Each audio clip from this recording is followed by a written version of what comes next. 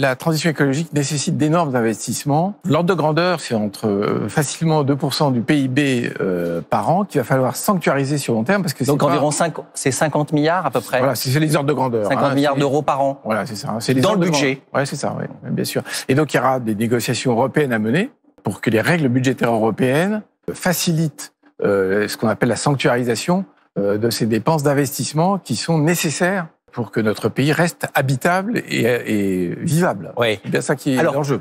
L'objectif, c'est quoi? C'est la neutralité carbone en 2050? Le très long objectif, c'est la neutralité carbone. Et il y a une stratégie nationale bas carbone. Ça veut dire ne plus émettre de CO2? Ne plus émettre de CO2 que ce qui est stocké par les forêts. Qu'est-ce qu'on peut intégrer et récupérer? Mais je rappelle que le GIEC nous a dit qu'il nous restait 3 ans pour inverser les tendances. Ouais. Et donc, le quinquennat qui vient... C'est-à-dire, on a 3 ans pour limiter la hausse à 1,5 degré.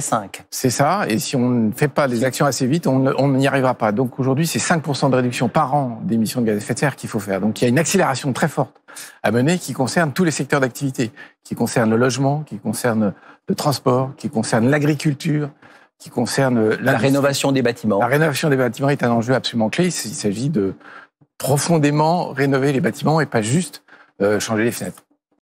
Et il n'est pas question que, par exemple, pour la rénovation des bâtiments et des logements, les ménages se débrouillent tout seuls. Il va falloir les accompagner par des subventions et par des aides sociales. Ça, c'est... Avec des aides aux plus démunis.